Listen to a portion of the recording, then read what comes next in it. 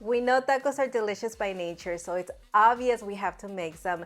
Let's make tacos al pastor. We just love the cooking process using a spit, but since I know not all of us have one at home, myself included, we're gonna be using the also loved the grill. Let's make that marinade. Believe me, there's a lot of amazing flavors going on here, but everything works together like a puzzle. Remove the seeds, veins, and stem from 5 guajillo peppers and 1 ancho chile pepper. Dried peppers have so many wonderful qualities, and by toasting them, you take full advantage by deepening those flavors. Toast them over medium to medium-low heat and turn continuously to avoid burning them. Those aromas are a great indicator that they're ready, so as soon as you can smell them, remove them. Plus, they're also gonna feel hot to the touch.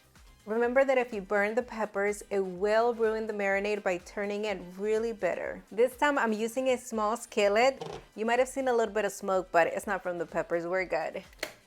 Take them over to the sink and rinse them. Then cover them completely with hot water and allow them to hydrate. Over medium to medium-low heat, toast half a cinnamon stick and just break it in there. That way everything's exposed. 1 teaspoon of whole black peppercorns, 5 whole cloves, half a teaspoon of whole allspice, and half a teaspoon of whole cumin. Swirl that around. What's happening here is the exact same thing we did with the peppers. We are deepening those flavors. I can smell these. They are ready. Turn off the heat, set them aside, and let's finish off that marinade. In a blender, add all of those toasted spices. Sounds like money. I know. Add the hydrated chilies, only the chilies. We don't need the water. Also 6 peeled garlic cloves, and these are large. 1 tablespoon of ground onion, 2 ounces of achiote condimented paste. I'm gonna leave you the link to this down in the description area. 1 teaspoon of Mexican dry oregano, and 1 tablespoon of kosher salt. Measure out 1/4 cup of freshly squeezed orange juice. 1 cup of pineapple juice that has no added sugar. 1/4 cup of apple cider vinegar.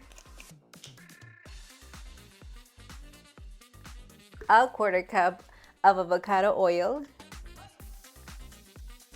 And that's it. Cover and blend until it is completely smooth, broken down, looks somewhat like a loose paste.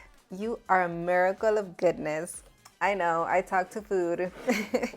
That's how you know I get really excited. Some people dance, some people do different things in the kitchen. I talk to food.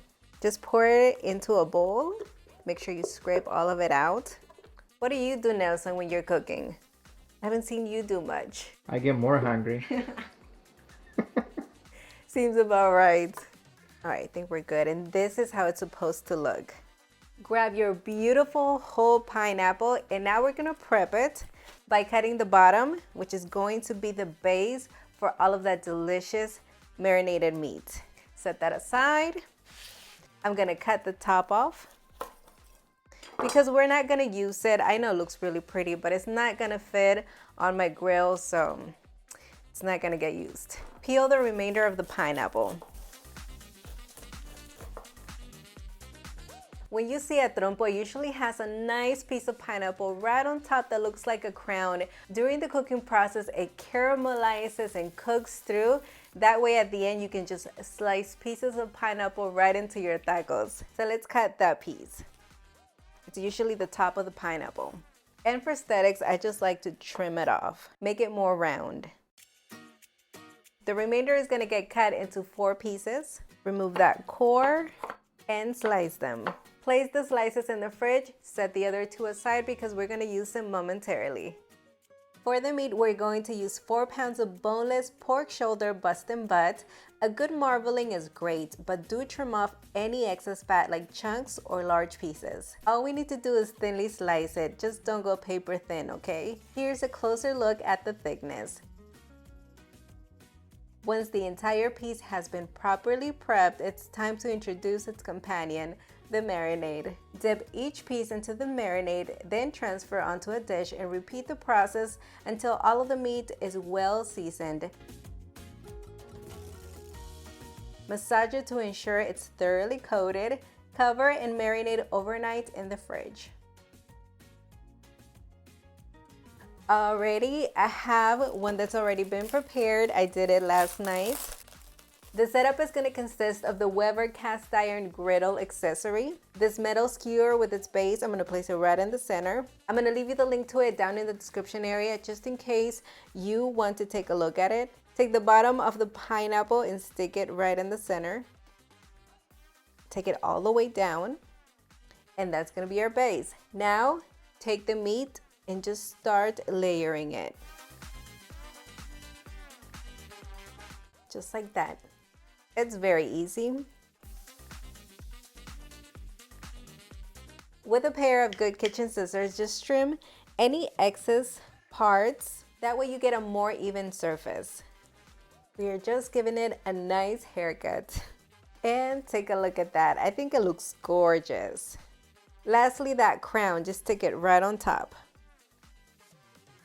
Look at this. We're ready to fire up the grill. Also, you're gonna have a lot of trimmings, and that's fine. You can grill them or cook them on a pan.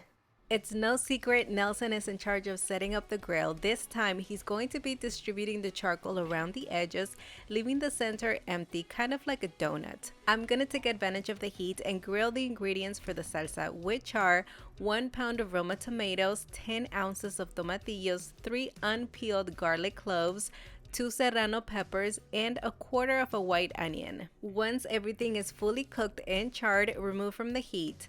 Set up the grill by placing the cast iron griddle in the center. Cover the grill, maintain the temperature between 400 to 350 degrees Fahrenheit, and let the cooking begin. While the grill is working its magic, let's make the salsa. I'm just gonna remove that stem from the onion. Goes into the blender, as well as the tomatoes, tomatillos. Remove the stem from the serranos. And peel the garlic. Add a salt to taste. Now cover and blend until slightly chunky. And you can always adjust the salt at the end. After an hour, the surface is searing as the heat creates a crust. Just by looking at it, I can tell it's going to be juicy. The pineapple is benefiting from the heat as well, and it is developing a caramelized flavor. It's not fully cooked yet, but it's looking great. Cover the grill again. After 30 minutes, the edges darkened a bit more. I'm going to thinly shave them off to make room for a lighter browned crust. As you work your way around, take notice of all the juices and wonderful display of colors. We only have about 30 more minutes until it's fully cooked, enough time to develop a second crust. Close the grill and you'll end up with something like this, a sweet, caramelized flavor balanced by the guajillo and ancho pepper with a smoky kiss. The meat is now fully cooked. It did take about 2 hours, but just look at it. Surely worth the wait. Take the sliced pineapple, grill it until cooked and caramelized, then use as needed. Let me show you the way to making some amazing tacos. Shave off a good amount of the meat for the amount of tacos you are preparing. I can tell you now, everyone's favorite part is going to be those crispy brown bits. You can always let them sear a bit more over the griddle, very convenient. Slice the pineapple. I have to say it feels as smooth as butter. Is that the right comparison? Well, you get the point. All that's left to do is warm up the corn tortillas. You can do so over the grill.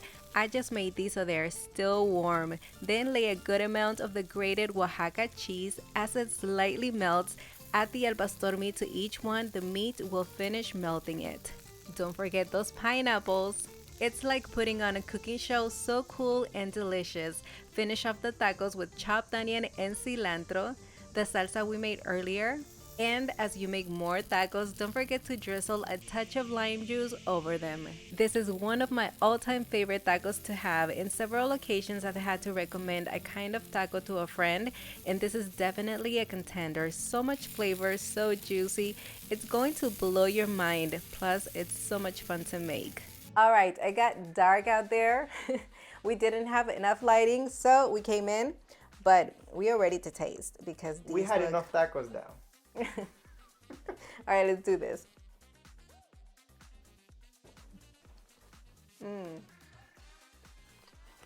Let me tell you something. This was worth every mosquito bite.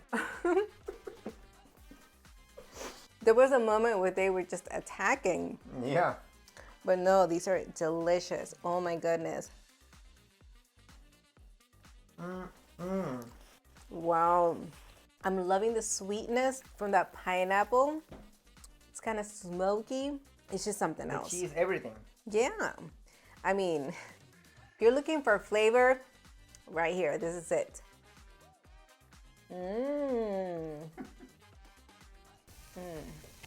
It is completely worth it. I know it takes about 2 hours, 2.5 hours to fully cook. But And a lot of mosquito bites. I'm sorry, I can't emphasize that enough. but it is completely worth it. Nelson would get bitten all over again if he had to. Wow. Well, don't forget you can follow us on all of our social media platforms. Also, you can find the full printable recipe on villacocina.com. And we can't wait to see you until the next one. Bye.